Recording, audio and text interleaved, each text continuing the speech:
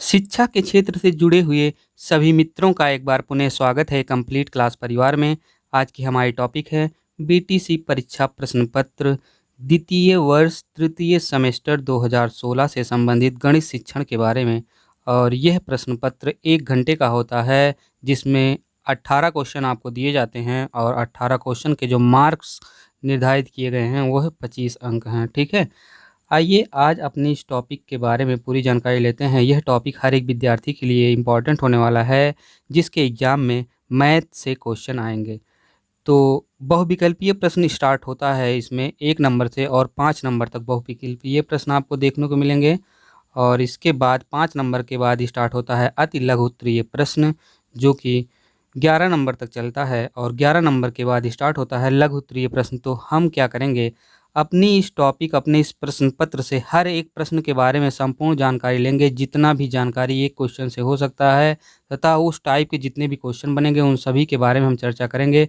इसीलिए हम कह रहे हैं कि यह टॉपिक हर एक स्टूडेंट के लिए इम्पॉर्टेंट होने वाला है, जिसके एग्ज़ाम में मैथ से क्वेश्चन आएंगे। तो आइए हम नोट्स के माध्यम से संपूर्ण जानकारी लेते हैं और बात करते हैं बीटीसी परीक्षा प्रश्न पत्र तृतीय सेमेस्टर 2016 गणित शिक्षण के बारे में, जो कि पहला क्वेश्चन दिया गया है बहुविकल्पीय का है। और बहुविकल्पीय को भी हम थोड़ी डिटेलिंग में बात करेंगे। तो पहला क्वेश्चन आपको दिया गया है 30, 120, 90, 300 समानुपात में नहीं है, क्योंकि आपको बताना है कि यह समानुपात में है कि नहीं है। अगर है तो क्यों है, और अगर नहीं है तो क्यों नहीं है। तो चलिए आइए हम बात करते हैं इस क्वेश्चन के बारे में। और आपको नीचे ये जो दिख रहा है ये है इसके 4 ऑप्शन को हम बाद में पढ़ेंगे, पहले क्वेश्चन को सॉल्व करते हैं। समानुपात का नियम क्या कहता है? समानुपात का नियम कहता है कि आप आगे की 2 संख्याओं को अनुपात में लिखिए। ये अनुपात का चिन्ह है, इसको 2 संख्याओं को आप अनुपात में लिख दिए। फिर इसके बाद समानुपात का चिन्ह लगाइए। ये जो 2 बिंदियां दिख रही हैं ये हैं समानुपात का चिन्ह, ये समानुपात का चिन्ह है। और इसके बाद पीछे की 2 संख्याओं को आप अनुपात में लिख दीजिए। अब इसको पढ़ेंगे कैसे? इसको इस तरह से पढ़ते हैं, इसको हम पढ़ते हैं 30:120 समानुपाते 90:300। ठीक है, इसको इस तरह से पढ़ेंगे। अब समानुपात का नियम क्या कहता है क्वेश्चन सॉल्व करने के लिए? समानुपात का नियम कहता है बाह्य पदों का गुणनफल, ये जो बाहर पद हैं इनका गुणनफल बराबर होता है, दोनों बराबर होंगे। इनका गुणनफल अगर आप इनको गुणा कर देंगे ये बराबर होगा आंतरिक पदों के गुणनफल के। तो देखिए हमने अपनी आगे की लाइन में वही किया है, बाह्य पदों का हमने गुणा किया है 30 × 300, बराबर का सिंबल लगाया है। फिर आंतरिक पदों का गुणनफल 120 × 90। यह करने के बाद आपको क्या प्राप्त हुआ है कि आपको मिला है 9000 बराबर 10,800, और यह बराबर नहीं है। तो ये समानुपात में नहीं है, यह क्वेश्चन समानुपात में नहीं है। अब आइए हम बात करते हैं ऑप्शन के बारे में। ऑप्शन हमारा कह रहा है यहाँ कोई मध्य पद नहीं है। तो ऑप्शन क्या कह रहा है? यहाँ कोई मध्य पद नहीं है। सही है, यह सही कह रहा है कि यहाँ कोई मध्य पद नहीं है। ठीक है, दूसरा क्या है? बाह्य पदों का गुणनफल बराबर मध्य पदों का गुणनफल होता है, यह भी सही है। ठीक है, ये होता है। बाह्य पदों का गुणनफल बराबर 9000 है। देखिए आप नीचे गुणा किए थे तो 9000 मिला था। ठीक है, ये भी सही है। बाह्य पदों का गुणनफल जो है बराबर मध्य पदों का गुणनफल नहीं है। यही चीज़ क्या है, यही इसमें सही होगा कि यही चीज़ इसमें नहीं है। देखिए बाकी चीज़ें तीनों ऊपर की हैं, लेकिन बाह्य पदों का जब आप गुणा किए और आंतरिक पदों का गुणा किए तो ये दोनों चीज़ें बराबर नहीं आ रही हैं। ठीक है, यही चीज़ हो जाएगा सही। मतलब जो चीज़ें इसमें नहीं है उसी को आपको टिक मारना है, बाकी ऊपर की तीनों को गलत कर देना है। आइए आगे बढ़ते हैं। तो इसमें उत्तर में हम लिखे हैं बाह्य पदों का गुणनफल मध्य पदों का गुणनफल नहीं है। ठीक है, यही उत्तर होगा जो कि आपको सामने दिख रहा होगा। 9000 बराबर 10,800 के नहीं है। मतलब 9000 या तो उधर भी 9000 होता है या तो 10,800 इधर भी होता 9000 की जगह। तो परिभाषा क्या होती है? परिभाषा होती है अनुपात का 2 समान राशियों का संबंध यदि यह व्यक्त करे कि प्रथम राशि दूसरी राशि में कितनी बार सम्मिलित है तो ऐसे संबंध को अनुपात हम कहते हैं। ठीक है, ऐसे संबंध को हम अनुपात रेशियो बोलते हैं। आइए हम आगे बात करते हैं क्वेश्चन नंबर 2 के बारे में।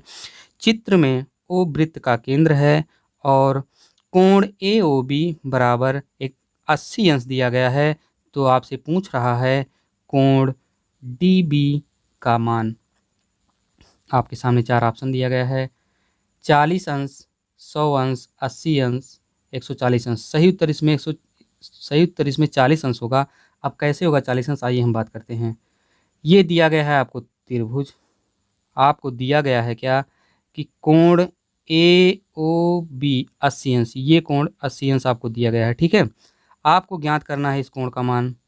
तो इस कोण का मान 40 अंश कैसे आएगा, तो इस कोण का मान 40 अंश इस तरह से आएगा। हमने आपसे इसके पहले वाले सेशन में बात किया है कि किसी भी वृत्त की जीवा से केंद्र पर बना कोण उसी जीवा से परिधि पर बने कोण का दुगना होता है। मतलब केंद्र पर जो कोण बनेगा वह दुगना होगा केंद्र पर परिधि पर बने कोण से। तो परिधि पर जो कोण बना है वह आपको पता नहीं है, लेकिन केंद्र पर जो कोण बना है वह आपको पता है कि ये 80 अंश है। अब हम कह रहे हैं जो केंद्र पर कोण बना है वह दुगना है, इसका मतलब इस केंद्र पर जो कोण 80 बना है इसी का आधा परिधि पर कोण बना होगा। ठीक है, समझ गए होंगे आप। तो 80/2 करेंगे तो आपको 40 मिल जाएगा, आधा मतलब 1/2। थोड़ी सी डिटेलिंग बात करते हैं।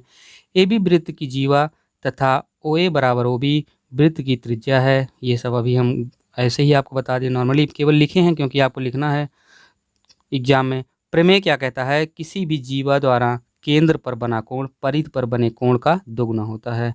यदि कोण AOB बराबर 80 अंश है तो कोण ADB 40 अंश के बराबर होगा, उसी का आधा होगा 80 का। ठीक है, तो कोण यहाँ D का मान 40 अंश आपको मिल गया। आइए बात करते हैं क्वेश्चन नंबर 3 के बारे में।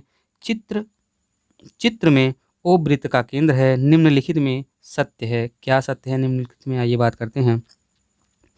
दिया गया है एक रेखा खींचा गया है AB। हमने सबको सही तरीके से बताया, ये जब कोई रेखा वृत्त की परिधि पर दो बिंदु को टच करे तो वह वृत्त की जीवा कहलाती है, चाहे वो कहीं भी टच करे चाहे ऊपर चाहे नीचे। लेकिन अगर यही रेखा वृत्त के केंद्र से होकर जाती है तो यही कहलाती है व्यास, ये वृत्त का व्यास कहलाती है। और अगर कोई रेखा वृत्त के केंद्र से होकर परिधि के एक बिंदु पर टच करे तो यह कहलाती है वृत्त की त्रिज्या। और आपसे एक चीज़ और पूछा जाता है कि कोई रेखा अगर वृत्त के परिधि को दो बिंदुओं को काट के बाहर निकलती है तो यह होती है छेदक रेखा। और वृत्त के परिधि के एक बिंदु को बाहर से स्पर्श करने वाली रेखा को हम स्पर्शी रेखा कहते हैं। और वृत्त के कहीं भी छोटे से पार्ट को, इस पार्ट को आप इसको केवल मिलाइए ना, इस छोटा पार्ट लीजिए चाहे बड़ा पार्ट, यह कहलाता है वृत्त का चाप। चाहे आप इतना छोटा ले लीजिए, चाहे आप इतना छोटा लीजिए, चाहे इतना बड़ा, चाहे इतनी छोटे से ले लीजिए, ये सब चाप कहलाएंगे जब तक पूरा मिलेगा नहीं। और जैसे पूरा मिल गया वो हो गया वृत्त का परिधि, परिमाप जिसको आप बोल सकते हैं। तो इतनी बातें हो गई। ऑप्शन क्या कह रहा है, ऑप्शन कह रहा है रेखा PQ वृत्त का व्यास है। PQ देखिए कहाँ दिया गया है, वृत्त का क्या वो व्यास है, रेखा P है और Q ये वृत्त का व्यास नहीं, वृत्त की स्पर्शी रेखा है। ठीक है, तो ये पहला वाला क्वेश्चन हो गया गलत। दूसरे ऑप्शन की बात करते हैं। रेखा CD वृत्त की छेदिका है, तो ये सही है। और रेखा जो CD आपको दिखने को मिल रही है ये वृत्त की छेदिका है क्योंकि ये परिधि को काट के बाहर निकल रही है अंदर। आइए तीसरे ऑप्शन की बात करते हैं। तो तीसरा ऑप्शन दिया गया है रेखाखंड OR वृत्त की जीवा है। तो OR कहाँ पे आपको दिया गया है, देखें OR ये वृत्त की जीवा नहीं, ये वृत्त की त्रिज्या है। जीवा वही होता है जो केंद्र से ना जाए और वृत्त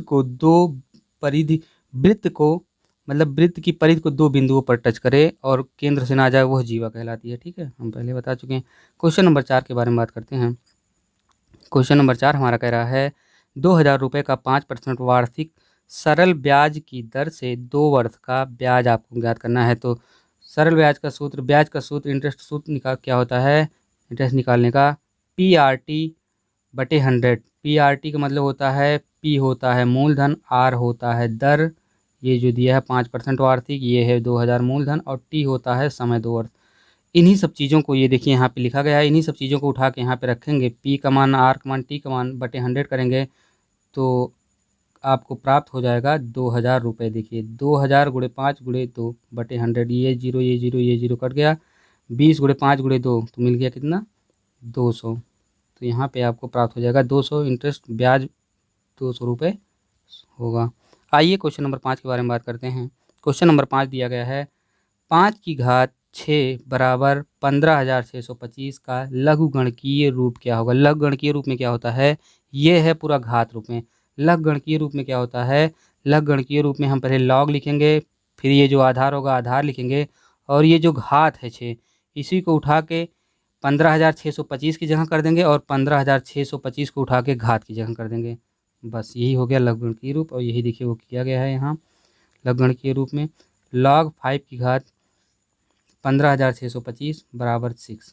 ठीक है, आइए आगे बढ़ करते हैं अति लघु उत्तरीय प्रश्न के बारे में, जो कि 6 नंबर का क्वेश्चन है।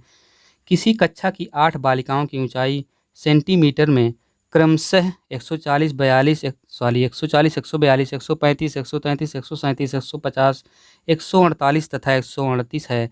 आंकड़ों की माध्यिका ज्ञात करें। आंकड़ों की माध्यिका ज्ञात करनी है, तो क्या है, इसमें क्या करना है, आपको सबसे पहले इन सभी संख्याओं को, इन सभी संख्याओं को जो आंकड़ा दिया गया है इनको आप लिखेंगे आरोही क्रम में।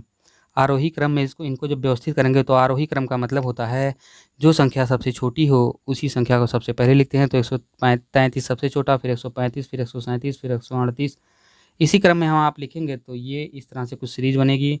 और अवरोही का मतलब होता है, अवरोही का मतलब होता है सबसे बड़ी संख्या पहले। ठीक है, तो अगर अवरोही दिया होता है, यहाँ आरोही है, अगर अवरोही दिया होता तो 115 आप यहाँ लिखते हैं, फिर 148 लिखते हैं, फिर 142 लिखते हैं, तो इसको पलट देते हैं तो अवरोही हो जाता है। अब देखिए कुछ लोग होते हैं आरोही और अवरोही में कन्फ्यूज हो जाते हैं, तो हम बहुत ही शार्ट ट्रिक बता रहे हैं, आप कभी भूलेंगे ही नहीं। क्या होता है अवरोही आरोही का, कि अवरोही आप लिखिए, आप लिख लीजिए अवरोही, अवरोही लिख लिए आप।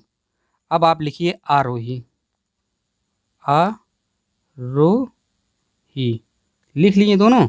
अब क्या करना है, आपको कुछ नहीं करना। देखिए इसमें गिनिए कितने जो है वर्ण हैं, 1 1 2 3 4, आ वा रा हा, इसमें कितने वर्ण हैं 4। ठीक है, अवरोही में, आरोही में कितने हैं 1 2 3, आरोही में 3।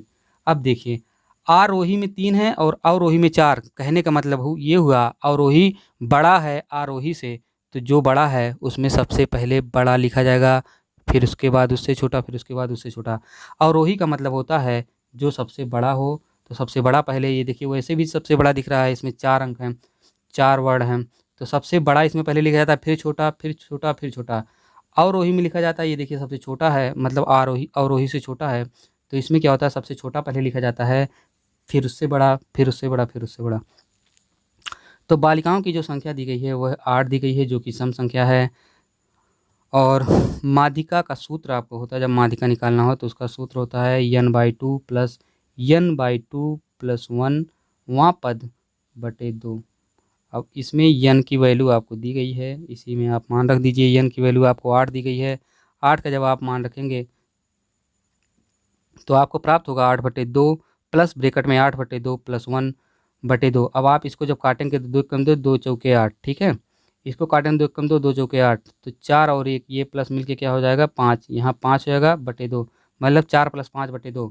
4 प्लस 5 बटे 2 का मतलब होता है चौथी संख्या, ये चौथी संख्या, और ये पाँचवीं संख्या बटे 2। अब आइए देखिए ये हम किए होंगे, चौथी संख्या है 138 प्लस पाँचवीं संख्या आपको लिखना है 140, 138 140, ये देखिए चौथी संख्या प्लस पाँचवीं संख्या बटे 2 वहाँ पद मतलब गिन के पद को लिखना है, तो 138 140 बटे 2 बराबर कितना हो जाएगा, इसको जब काटे पीटेंगे तो 139 प्राप्त होगा। बालिकाओं की ऊंचाई की जो माध्यिका है वह है 139 सेंटीमीटर, यही उत्तर सही होगा। क्वेश्चन नंबर 7 के बारे में बात करते हैं। क्वेश्चन नंबर 7 दिया गया है 3 की घात 4 गुणे 3 की घात 5 गुणे 3 की घात 9, सॉरी गुणे 3 की घात -9 दिया गया है यहाँ पे, तो -9 होगा, और गुणे 3 की घात 2 तथा 138 है। आंकड़ों की माध्यिका ज्ञात कीजिए। अब आंकड़ों का आपको माध्यिका निकालना है, तो घातांक के नियम से, घातांक का नियम क्या कहता है कि गुणा में क्या होता है, अगर आधार सबके समान है तो घातें आपस में जुड़ जाती हैं। सभी घातों को आप जोड़ेंगे तो देखिए हमने जोड़ा है सभी घातों को, तो इन सभी आयतों को आप जब जोड़ देंगे तो 4 + 4 + 5, फिर ये जो है ये जब जुड़ेगा यहाँ भी प्लस का चिन्ह लगेगा, तो ब्रैकेट में लिखा जाएगा -9 और प्लस जो है 2। ठीक है, तो इन सबको जब आप जोड़ेंगे तो आपको क्या पता हो, 5 4 9 हो गया, तो ये 9 यहाँ आ गया, -9 को आप यहाँ लिख देंगे और फिर ब्रैकेट खोलेंगे तो प्लस से गुणा होगा तो माइनस हो जाएगा, फिर सिंबल वही, और +2 लिख देंगे। ठीक है, तो फिर आगे क्या होगा, फिर आगे ये होगा +9 -9 दोनों जुड़ के कितना हो जाएंगे, आपस में घट जुड़ के 0 हो जाएंगे और 2 बचेगा, तो 2 आप घात लिख देंगे, 3 की घात 2 मतलब होता है 3 × 3 मतलब 9। आइए आगे बात करते हैं क्वेश्चन नंबर 8 के बारे में। क्वेश्चन नंबर 8 हमारा कह रहा है 4/x की घात 2 -y की घात 2/9 का गुणनखंड कीजिए। तो आइए गुणनखंड करते हैं। तो गुणनखंड में क्या होता है कि हम 4 को तोड़ दिए, 4 को हम तोड़ दिए कितने में, 2 × 2 में, तो हम यहाँ लिख सकते हैं 2 का स्क्वायर। ठीक है, 2 × 2 बराबर 2 का स्क्वायर लिख सकते हैं, 3 × 3 बराबर लिख सकते हैं 3 का स्क्वायर। तो 9 को तोड़े हैं 3 में, 4 को तोड़े हैं 2 में, तो इस पूरी को हम यहाँ देखिए स्क्वायर है, यहाँ भी स्क्वायर है, तो इस पूरे को हम लिख सकते हैं 2/x की घात 2। अब आप जब इसको ब्रैकेट हटाएंगे तो ये जो 2 है ये 2 पे आ जाएगा, इसकी घात बन जाएगा, और यही 2x की घात बन जाएगा। यहाँ ब्रैकेट हटाएंगे तो y की घात 2 हो जाएगा और यही स्क्वायर 3 पे लग जाएगा, तो फिर ऊपर वाली सब संख्याएं प्राप्त हो जाएंगी। ठीक है, अब ये क्या होता है, अब इसको जब आगे प्रोसीड करेंगे तो ये होता है a - b का फार्मूला। ये चीज़ जो आपको लिखा गया है इतना बड़े में, ये होता है a - b का फार्मूला। a - b का फार्मूला होता है एक ब्रैकेट में a + b और दूसरे ब्रैकेट में a - b। आप इतने को a मान लीजिए, इतने को b मान लीजिए। एक ब्रैकेट में a + b मतलब एक ब्रैकेट में 2x + y/3, दूसरे ब्रैकेट में 2x - y/3। ये आप a माने हैं, ये b माने हैं, तो ये a हो गया, ये b हो गया, ये a हो गया, ये b हो गया। समझ गए होंगे उम्मीद करते हैं। a - b के फार्मूले से, a² - b² के फार्मूले से, वो है a + b - b से। तो आइए बात करते हैं क्वेश्चन नंबर 9 के बारे में। क्वेश्चन नंबर 9 कह रहा है 3.5 सेंटीमीटर त्रिभुज का एक वृत्त खींचिए, उस वृत्त पर एक बिंदु P लीजिए, बिंदु P से वृत्त की स्पर्श रेखा खींचिए। आइए हम वृत्त की स्पर्श रेखा खींचने की बात करते हैं। यह क्वेश्चन हर एक जो है जो एग्ज़ाम हुआ हर एक साल बीटीसी का, सब में रिपीट किया है, और इस क्वेश्चन के बारे में हम 2019 में और 2018 वाले क्वेश्चन पेपर सेट में पूरी जानकारी दिए हैं, रचना भी लिखे हैं, और इसमें हम रचना नहीं लिखे हैं, आपको पूरा जानकारी केवल इसी वृत्त पर ही देंगे। तो चलिए आइए बताते हैं वृत्त की स्पर्श रेखा कैसे खींची जाती है। आपको दिया गया है 3.5 सेंटीमीटर वृत्त की त्रिज्या और एक बिंदु दिया गया है परिध्रुव P। ठीक है, तो हम क्या करते हैं, रचना अब लिखना आप स्टार्ट कर रहे हैं, समझ लीजिए। तो हम कह रहे हैं हम गोला प्रकार में 3.5 सेंटीमीटर दूरी लेकर एक बिंदु केंद्र बिंदु वृत्त का एक केंद्र बिंदु मानकर एक वृत्त खींचें जिसकी त्रिज्या 3.5 सेंटीमीटर है।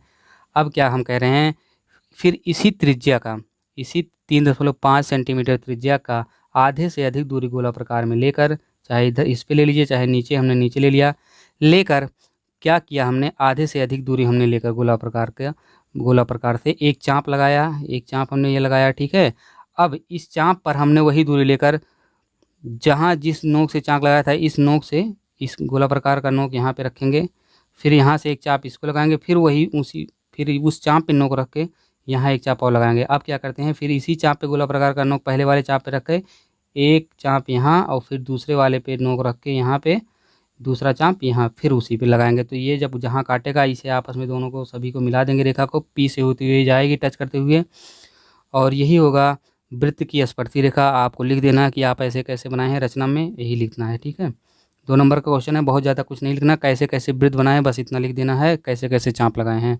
चाप लगाने में कुछ नहीं है, त्रिज्या से आधे से अधिक दूरी लेकर उसी त्रिज्या पे चाप लगाना है, फिर उसी चाप पे 2 चाप लगाना है। जहाँ चाप लगाए वहाँ एक बार नोक रखिए, फिर एक चाप लगाइए, फिर जहाँ चाप लगा चाप पे नोक रख के फिर चाप लगाइए, फिर दोनों चापों का मतलब 90 अंश का जो कोण बनता है वही वाला सेम सिस्टम है। अगर आपको थोड़ा कम समझ में आया हो तो आप 2018 की वीडियो देखिए, उसमें सब क्वेश्चन के बारे में पूरी डिटेलिंग में बात की गई है। समुच्चय के बारे में भी उसमें पूरी चर्चा की गई है, समुच्चय कितने प्रकार के होते हैं, कैसे होते हैं, सब कुछ। तो आइए समुच्चय का क्वेश्चन है, यहाँ पर इस क्वेश्चन के बारे में जानकारी लेते हैं। क्वेश्चन नंबर 10 है, यदि a बराबर 6, 8, 11 और b बराबर 5, 11, 13, तो a यूनियन b का मान आप ये ज्ञात कीजिए। आप a यूनियन b तो आइए बात करते हैं ए यूनियन बी ये है, तो आपको ज्ञात करना है ए इंटरसेक्शन बी का मान। देखिए यूनियन और इंटरसेक्शन दोनों की बात हम करते हैं इसमें, ठीक है, दोनों आप बता देते हैं। अगर इस तरह से दिया गया कोई सिंबल हो तो ये होता है इंटरसेक्शन। इंटरसेक्शन का मतलब होता है जो दोनों में कॉमन हो, ए में भी हो बी में हो। तो यहाँ पे ए इंटरसेक्शन की अगर बात की जाए तो 11 होगा, और ए यूनियन बी की बात की जाए जो ये दिया गया ए यूनियन बी में आप लिखेंगे ए यूनियन बी बराबर, यहाँ आप लिखेंगे जो संख्याएं दोनों में दी गई हैं सभी को बारी बारी, जैसे सबसे छोटी कौन है 5 है, इसके बाद कौन सी संख्या है 6 है, इसके बाद कौन सी संख्या देखने को मिल रही है 8 देखने को मिल रही है, इसके बाद कौन सी संख्या 11, इसके बाद फिर 13। अब क्या है जो संख्या रिपीटेड है उसको भी एक बार केवल लिखेंगे, ठीक है, ए यूनियन बी में। ए इंटरसेक्शन बी का मतलब होता है जो दोनों में कॉमन हो, हमने यहाँ देखिए करके दिखाई दिया। क्वेश्चन नंबर 11 के बारे में बात करते हैं। क्वेश्चन नंबर 11 हमारा कह रहा है एक्स स्क्वायर प्लस 8x+17 में x+3 से भाग देकर भागफल तथा शेषफल ज्ञात कीजिए। आइए भागफल तथा शेषफल भाग दिया कैसे जाता है वो उसके बारे में बात करते हैं। भागफल और शेषफल और भाजक भागफल शेषफल सब के बारे में बात करते हैं। आपको भाग किससे देना है x+3 से। किस में भाग देना है x² + 8x+17 में भाग देना है। तो आपको क्या करना है, यहाँ पे प्लस का सिंबल लगा है तो आपको इस तरह से इसमें कोई भी संख्या से गुणा करेंगे तो इन दोनों संख्याओं को लेकर चलना है आपको, ठीक है, क्योंकि प्लस का सिंबल दिया है। केवल x दिया होता तो आप पहली संख्या को केवल लेके चलते हैं। तो अब आप इन दोनों संख्याओं को जब लेके चलेंगे तो आप इस संख्या में कितने से गुणा करें कि x² पहला पद तो आ ही जाए। तो आप x में अगर x से गुणा कर देते हैं तो आपको x² प्राप्त हो जाएगा। आगे की संख्या 3 है, तो अगर किसी संख्या से गुणा कर देंगे तो क्या होगा 3x² या 2x कोई भी संख्या तो आगे बढ़ जाएगा। तो हमको कोई संख्या आगे नहीं चाहिए, केवल x² चाहिए। इसलिए हम इसमें पहली बार x से गुणा करेंगे, तो जिससे गुणा करेंगे उसको हम यहाँ लिखते हैं। देखिए हमने यहाँ x लिख दिया, ठीक है, यहाँ हमने x लिख दिया। अब क्या है जब आप इतने में x से गुणा करेंगे तो x² आपको प्राप्त होगा, x² x में गुणा होगा, फिर x से 3 में गुणा होगा +3x। तो इसी को हम उठा के यहाँ पे लिख दिए, जमा दिए यहाँ। तो यहाँ पे जैसे आप जमाएंगे तो आपको क्या प्राप्त होगा x² से x² कट जाएगा, कटेगा क्यों ये बता दें। ये आप यहाँ माइनस का चिन्ह लगाएंगे एग्जाम में, और ये आप घटाते हैं, घटाएंगे तो x² से x² जब आप घटाएंगे तो कट जब खत्म हो जाएगा। 8x में से 3x जब आप घटाएंगे तो आपको 5x प्लस में प्राप्त हो जाएगा, ठीक है। अब आगे क्या बात करनी है, आगे 5x आपको प्राप्त हो गया, +17 आप हूबहू उतार लीजिए नीचे। अब आगे हम बात करते हैं x+3 में आप कितने से गुणा करें कि आपको 5x+17 प्राप्त हो। अब देखिए हमने 5 से गुणा किया है, तो इसमें जब 5 से आप गुणा कर देंगे तो आपको कितना प्राप्त, पहले इसमें गुणा होगा तो ये हो जाएगा 5x, प्लस का सिंबल लगेगा, फिर 3 में गुणा होगा तो कितना हो जाएगा 5×3 = 15। तो इसी पूरे को उठा के यहाँ जमाए हम 5x+15 यहाँ जमाए हैं। तो यहाँ आप लिख दिए उसी के नीचे 5x+15, और 5 को जिससे गुणा किए हैं उसको वहाँ लिख दीजिए प्लस लगा के, क्योंकि प्लस से गुणा किए माइनस से गुणा किए होते तो यहाँ पे सिंबल माइनस का आता, और यहाँ पे भी। तो आप फिर इसको जब घटाएंगे तो इसको आप जब यहाँ माइनस का चिन्ह लगाएंगे तो जब 5x में से 5x घटाएंगे तो ये कट जाएगा। 17 में से 15 जब घटाएंगे तो आपको प्राप्त होगा 2, और यही शेषफल होगा। शेषफल 2 होगा, और भागफल जिसमें भाग दिए रहेंगे जिसमें तो वो होगा x+5। इतनी बार आपका भाग गया है शेषफल, भागफल वही होता है जितनी बार भाग दिए रहे हैं। लघु उत्तरीय प्रश्न के बारे में बात करते हैं जो कि 12 नंबर से स्टार्ट होता है। चलिए शुरू करते हैं। तो लघु उत्तरीय प्रश्न में जो पहला जो क्वेश्चन है 12 नंबर से स्टार्ट होता है। तो निम्नलिखित सारणी में 50 शिक्षार्थियों का भार किलोग्राम में दिया हुआ है, उसके भार का समांतर माध्य ज्ञात कीजिए। इसके भार का जो है आपको समांतर माध्य ज्ञात करना है। तो आपको सीरीज कुछ इस तरह से दी गई है बुक में, क्वेश्चन पेपर सेट में। तो भार की ग्राम में इसी को हम यक्स मानते हैं, और शिक्षार्थियों की संख्या को हम यफ मानते हैं, ठीक है, सॉल्व करते वक्त। इसके बाद एफ करते हैं सिग्मा, इसी को हम लिखते हैं, फिर इसी को हम दोनों को लिखते हैं सिग्मा एफ, सिग्मा यक्स या एफ, पहले एफ लिखते हैं फिर यक्स, मतलब दोनों का आपस में गुणा। 40 4 से, 42 12 से, तो वही देखिए आगे हम किए होंगे। आइए बात करते हैं, दिखाते हैं पूरा। भार यक्स से संख्या एफ से, भार यक्स से संख्या एफ से, और इसके बाद फिर हम किए एफ दोनों का आपस में गुणा। तो 40 × 4 करेंगे तो 160, 42 × 12 504, 43 गुणे 18 774, 44 गुणे 10 440, 45 गुणे 6 करेंगे तो 270, ये आपको प्राप्त होगा। आगे जब आप योग निकालेंगे तो योग में क्या होगा, आप संख्या को जोड़ेंगे तो संख्या मतलब यफ है, यफ आप मांगे सिग्मा यफ बराबर 50 और सिग्मा एफ एक्स बराबर आपको मिलेगा 2148 मतलब 2148। अब क्या करना है आपको आगे करना है समांतर माध्य निकालना है आपको। समांतर माध्य का सूत्र होता है सिग्मा एफ एक्स बटे सिग्मा एफ, ठीक है। इसी में मान रखेंगे तो सिग्मा एफ एक्स का मान है 2148 और सिग्मा एफ का मान है 50, ठीक है। इसको जब आप काटेंगे तो आपको प्राप्त होगा 42.96 kg, यही हो जाएगा सही उत्तर। क्वेश्चन नंबर 13 के बारे में बात करते हैं। हर्षिता ने एक राष्ट्रीयकृत बैंक में 5,000 रुपये जमा किए, 2 वर्ष बाद उसे कुल कितने रुपए मिले यदि बैंक 8% वार्षिक चक्रवृद्धि ब्याज देता है, ठीक है। चक्रवृद्धि ब्याज और ब्याज में देखिए दोनों में अंतर बता दें। चक्रवृद्धि ब्याज एक होता है, एक साधारण ब्याज होता है। साधारण ब्याज मतलब होता है हर साल समान आपको ब्याज देना पड़ेगा, मतलब जैसे आज की मतलब पहली साल आपने 5% ब्याज दिया है तो आप दूसरी साल भी 5% ब्याज देंगे और ये ब्याज उसमें इंक्लूड नहीं होगा। जैसे पहला साल का जो ब्याज होगा वह मूलधन में नहीं जुड़ेगा, फिर उस पर आपको ब्याज नहीं देना होगा। तो आइए बात करते हैं क्या होता है। इसमें आपको दिया गया है मूलधन, फिर यन का मान दिया गया है 2 वर्ष और आर दिया गया है 8%। चक्रवृद्धि ब्याज का फार्मूला होता है ए बराबर पी ब्रैकेट में 1 + r/100 के पावर n। अब यहाँ क्या क्या कौन कौन चीज़ है। ए का मतलब होता है मिश्रधन, पी होता है मूलधन, 1 + r मतलब होता है दर, यन का मान होता है समय और समय यन को आप टी से भी डिनोट कर सकते हैं। इसी में जब आप मान रखेंगे आपको दिया गया है 5,000 पी का मान, 1 + r का मान आपको 8 दिया गया है बटे 100 और यन का मान 2 दिया गया है, ठीक है। तो ये आप जब अंदर की संख्या काटेंगे तो 4 दूनी 8, 2 से ये कट गया और 25 चौका 100 ये कट गया। तो आप जब इसको सॉल्व करेंगे तो 25 एकम 25 यहाँ गुणा कर दीजिए और फिर इसमें 2 जोड़ दीजिए, कितना हो जाएगा 27। यहाँ पे हो जाएगा 27/25 और इस पूरे की पावर 2 है तो इसको 2 बार 27/25 का 2 बार गुणा करेंगे आप आगे। तो आगे आइए बढ़ते हैं। आगे जब आप बढ़ेंगे तो आप वही किए हैं कि मूलधन लिखे हैं फिर 27 × 27 क्योंकि यहाँ पावर 2 था, 27 की पावर 2 वहाँ प्राप्त हुआ है। इसके बाद जब इसको आप सॉल्व करेंगे तो आपको मिलेगा 5,832 रुपये जो कि मिश्रधन है। अगर आपसे यही ब्याज पूछा जाए तो मूलधन जो 5,000 दिया गया है इसी में से 5,000 आप घटा देंगे तो आपको 832 रुपये ब्याज प्राप्त होगा। मिश्रधन होता है ब्याज प्लस मूलधन, ठीक है। आइए क्वेश्चन बात करते हैं 14 के बारे में। अभिषेक के कमरे की लंबाई 4 मीटर, चौड़ाई 3.5 मीटर तथा ऊंचाई 3 मीटर है। इस कमरे की चारों दीवारों का क्षेत्रफल आपको ज्ञात करना है। इसमें क्या दिया गया है, इसमें देखिए ये जो कमरा दिया गया है आप एक कमरा इसको मानिए, इसको जब आप विस्तारित रूप में करेंगे तो आपको ये पहले लंबाई मिलेगा, फिर चौड़ाई, फिर लंबाई, फिर चौड़ाई और उसके बाद ये लास्ट वाली दोनों ऊंचाई होती हैं इधर साइड से, ठीक है। इधर साइड की जब आप इसको ओपन कर देंगे तो ये पासा से संबंधित है तो इधर साइड की ऊंचाई हो जाएगी, ये लंबाई चौड़ाई इधर प्राप्त हो गया आपको। अब इसमें क्या होता है देखिए, लंबाई आपको 4 सेंटीमीटर, चौड़ाई 3.5 सेंटीमीटर और ऊंचाई 3 सेंटीमीटर दिया गया है। तो आइए क्वेश्चन के बारे में पूरी जानकारी लेते हैं कि इसको जब सॉल्व करेंगे तो क्या प्राप्त होगा। सूत्र क्या होता है, चारों दीवारों का क्षेत्रफल का सूत्र होता है 2 ब्रैकेट में लंबाई गुणे चौड़ाई प्लस 2 ब्रैकेट में चौड़ाई गुणे ऊंचाई।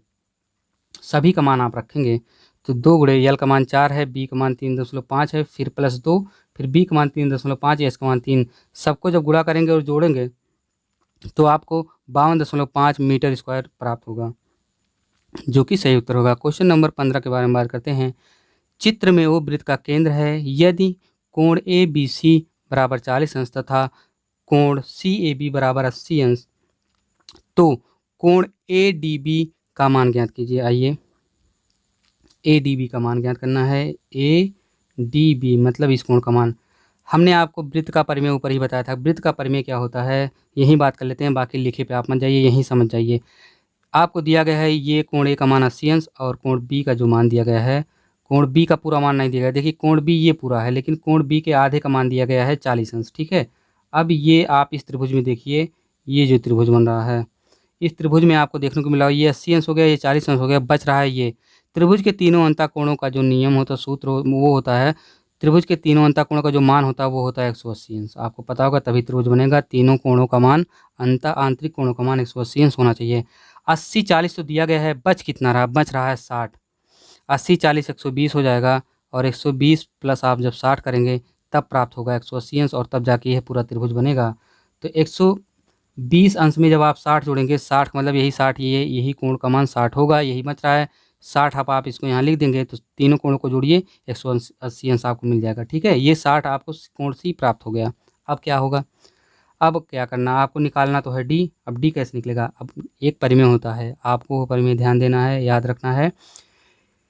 वृत्त में एक परिमेय होता है। परिमेय क्या है कि अगर किसी जीवा, ये है वृत्त की जीवा, अगर किसी जीवा पर परिधि पर कोई कोण बन रहा है तो उसी जीवा से परिधि पर अगर कोई दूसरा कोण, तीसरा कोण, चौथा कोण, कोई जरूरी नहीं उधर इधर ही भी अगर कोई कोण बने तो वह सभी कोण आपस में बराबर होंगे। समझ गए? तो कहने का मतलब ये हुआ कोण सी का मान, कोण डी के मान दोनों आपस में बराबर होंगे, ये भी 60 हो जाएगा। और यह क्यों होगा? क्योंकि एक वृत्त का परिमेय होता है, क्योंकि एक ही जीवा से बने। देखो इसी जीवा से ये भी बन रहा और इसी जीवा से ये भी, इसलिए दोनों 60 अंश होंगे। वही चीज़ हम नीचे लिखे हैं, आप समझ जाइए ऐसे ही। तो लिखे हैं हम क्या कि त्रिभुज ABC में, देखिए अब त्रिभुज तो दिख नहीं रहा लेकिन ऊपर बता दिए, समझ गए होंगे आप। नीचे जो लिखे हैं उसमें समझ लीजिए, फिगर या तो बना के समझ लीजिए। तो क्या है कि कोण ए प्लस कोण बी कोण सी बराबर 180 अंश होता है। हम कहें तीनों कोणों को जोड़ेंगे तभी त्रिभुज बनेगा। तो क्या है फिर दिया गया है कि कोण ए का मान 80 अंश, कोण बी का मान 40 अंश, प्लस सी का मान नहीं दिया गया है और बराबर 180 अंश का होता है। तो सी का मान आपको निकालने के लिए 180 में से दोनों को जोड़ेंगे। हम घटाए थे, देखिए 120 हो जाएगा, दोनों जोड़ने के बाद घटा देंगे 60 प्राप्त हो जाएगा सी का मान। अब आगे बात किए थे हम फिर तुरंत परिमेय से। त्रिभुज का परिमेय होता है किसी रेखाखंड जीवा द्वारा वृत्त की परिधि पर बना कोण सदैव समान होता है। ठीक है, समान का मतलब कोण सी बराबर होगा कोण डी के, और ये कोण सी का मान 60 अंश है तो कोण डी का मान भी 60 अंश होगा। तो वही नीचे लिखा गया है कि इसलिए कोण ए डी बी बराबर 60 अंश हो जाएगा। आइए क्वेश्चन नंबर 16 के बारे में बात करते हैं। यदि क्रेता को, यदि मतलब क्रेता मतलब खरीदार, यदि क्रेता को, विक्रेता मतलब दुकानदार, यदि क्रेता को एक शेयर का अंकित मूल्य ₹10 और बाजार मूल्य ₹40 प्रति शेयर बताया गया हो तो क्रेता को 300 शेयरों के लिए मूल्य देना पड़ेगा तथा शेयरधारी, शेयरधारी मतलब जो शेयर होल्डर है, ठीक है, को क्या लाभ होगा जबकि उसने शेयर अंकित मूल्य पर खरीदे हैं। देखिए क्वेश्चन को आप समझ लीजिए, मन करे तो लिख लीजिए, आराम से एक बार खुद से पढ़ लीजिए। पढ़ लिए? वीडियो को रोक के पढ़ लीजिए। अब क्या करते हैं, अब आगे हम बात करते हैं जो जो चीज़ दिया गया है इसके बाद करना क्या है। आपको दिया गया है शेयर का अंकित मूल्य, एक शेयर का अंकित मूल्य है 10 रुपये, शेयर का बाजार मूल्य, एक शेयर का बाजार मूल्य है 40 रुपये। अब क्या करना है, 300 शेयर का कुल मूल्य आपसे पूछ रहा है, तो एक शेयर से जब गुणा करेंगे तो 300 शेयर के कुल मूल्य प्राप्त हो जाएंगे। तो ये हो जाएगा 300 में जब आप 10 से गुणा करेंगे तो एक जीरो बढ़ जाएगा और ये हो जाएगा 3000। ठीक है, 300 शेयरों का कुल मूल्य 3000 आपको प्राप्त हो गया। शेयर को बेचने से प्राप्त राशि, अगर इन शेयर को बेचेंगे तो एक शेयर 40 रुपये में, तो 3000 शेयर जब बेच देंगे तो आपको कितना प्राप्त, 4 3 12, एक जीरो और लग जाएगा तो इकाई, दहाई, सैकड़ा, हज़ार, 10,000, लाख, तो आपको कितना मिल गया, 1,20,000 रुपये। इतना रुपये मिल गया 3000 शेयर को 40 रुपये में बेचने पर। ठीक है, इतना ही मिलेगा ना, जो भी मिलेगा आप समझ लीजिएगा कितना मिल रहा है, आपको लिखा भी गया है। फिर क्या करना, आपको शेयर व्यापारी को लाभ जो प्राप्त होगा वह लाभ ये होगा कि जो संख्या ये आपको मिली है जितनी शेयर बेचने पर और जो खरीदने का जो वो मूल्य था, इन्हीं दोनों को आपस में घटाना है तो आपको उत्तर मिल जाएगा। आइए आगे बात करते हैं क्वेश्चन नंबर 17 के बारे में। क्वेश्चन नंबर 17 दिया गया है 3x² plus 3x² plus 10x minus 8 का गुणनखंड कीजिए। तो आइए गुणनखंड करते हैं, इसका क्या कैसे गुणनखंड करना है। 3x² प्लस 10x माइनस 8 ये क्वेश्चन है। फिर इसको क्या करना है, 3x 10x को आपको तोड़ना है, ऐसा तोड़िए कि इसको घटाने पर 8 आ जाए और घटाने और गुणा करने जोड़ने पर जो है कितना आ जाए 10। तो देखिए 12x में से 2x निकालेंगे तो आपको 10x मिल जाएगा घटाने पर। और क्या करना है, इसके बाद आप जब भाग देंगे, सॉरी भाग नहीं देना है, इसको 12x और 2x में आप हम तोड़ेंगे तो 10x हमको प्राप्त हो जाएगा। ठीक है, तो आइए आगे जब इसको सॉल्व करेंगे तो क्या होगा, तो आगे सॉल्व करेंगे तो यहाँ पे देखिए 3x कॉमन लेंगे, क्योंकि इसमें भी 3x आप कॉमन जब लेंगे तो क्या होगा, x प्लस ब्रैकेट में होगा x प्लस 4। अब क्या होगा, इस 3x से अंदर गुणा करिए तो ऊपर वाली ये पूरी संख्या प्राप्त होनी चाहिए। देखिए गुणा करके देख लीजिए, 3x से गुणा करेंगे 3x स्क्वायर हो गया, 3x से x में गुणा करेंगे 3x स्क्वायर, ये पहली संख्या मिल गई। फिर क्या करना है, 3x से आप 4 में गुणा करेंगे तो 4 3 12 और x हो जाएगा तो 12x हो गया। फिर इसमें कॉमन आप लेंगे 2, क्योंकि दोनों में 2 कॉमन हो जाएगा, तो -2 आप कॉमन लेंगे तो क्या होगा, अंदर बचेगा x प्लस इसी का आधा, 8 का आधा हो जाएगा 4। अब क्या होगा, आप चेक करके देखिए, कॉमन का मतलब होता है इसमें हो और इसमें, मतलब अगर ये कोई संख्या इसी में, उसी संख्या जो कॉमन ले रहे हैं उसी से भाग दे दीजिए। जैसे यहाँ कॉमन लेते 12 में कॉमन ले रहे हैं 3, तो 3 से हम 12 में भाग दे रहे हैं तो यहाँ 4 बच रहा है। यहाँ कॉमन ले रहे हैं 2 कॉमन ले रहे हैं तो 8 संख्या इसी में हम 2 से भाग दे देंगे, 4 बचेगा। यहाँ x बच ही रहा है, 2 निकाल ले रहे हैं तो x प्लस 4 होगा। अब इसमें गुणा करेंगे तो ये हो जाएगा 2x, ये देखिए 2x हो गया। इसमें जब गुणा करेंगे तो ये 2x, फिर इसी से 4 में गुणा करेंगे, 4 दूनी 8।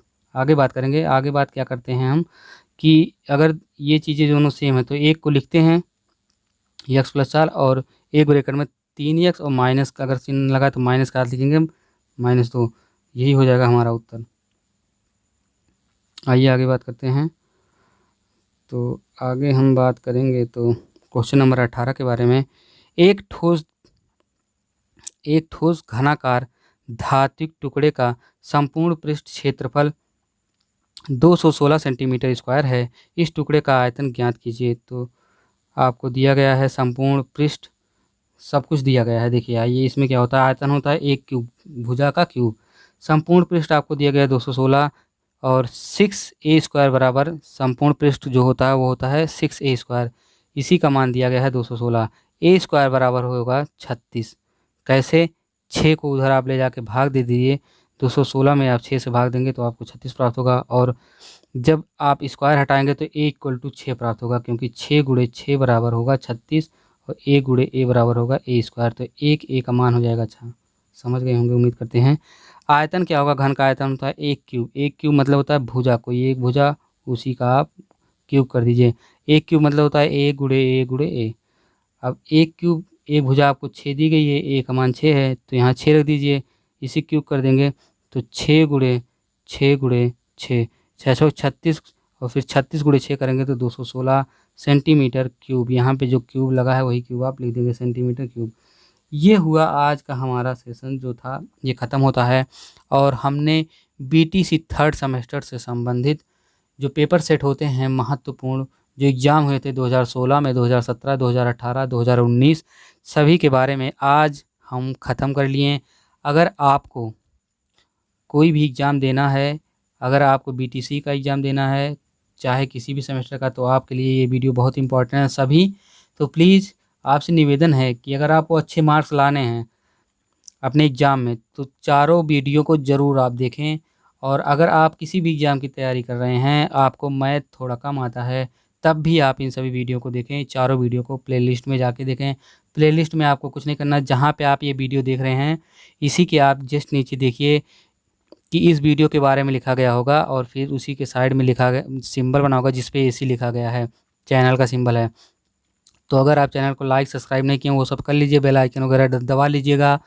फिर आप उसी चैनल के मतलब जो नीचे सब लिखा गया है उसी पे आप क्लिक करेंगे तो क्या होगा, आपको डिस्क्रिप्शन नीचे वहीं खुल जाएगा, कोने पे तीर दिया होगा, तीर पे क्लिक करेंगे डिस्क्रिप्शन खुलेगा, वहीं पे आप जाके लिंक नीचे दिया गया है सब देख सकते हैं। और नहीं तो आप ऊपर एक कंप्लीट क्लास आपको सर्च करना है। ऐसे एक कंप्लीट क्लास आपको किस तरह से लिखना है, देखिए A लिखना है, फिर इसी में साथ में इस छोटे लेटर में COMPLETE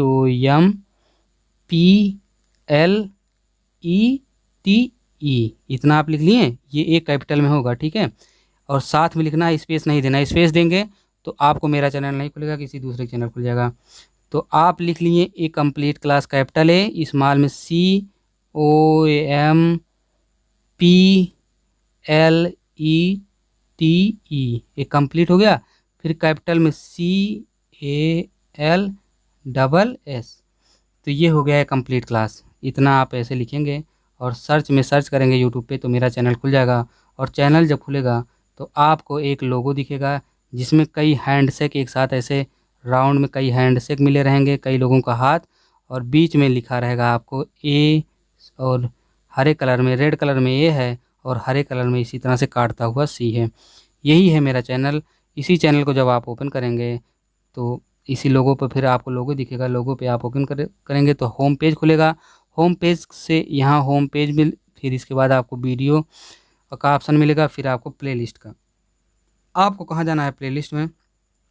प्लेलिस्ट में खोलेंगे, आपको जो वीडियो चाहिए, जिस टॉपिक पे चाहिए उस टॉपिक पे आपको वीडियो नाम वाइज मिल जाएगा, सभी वीडियो एक साथ। ठीक है, धन्यवाद सभी को, नमस्कार, बाय बाय।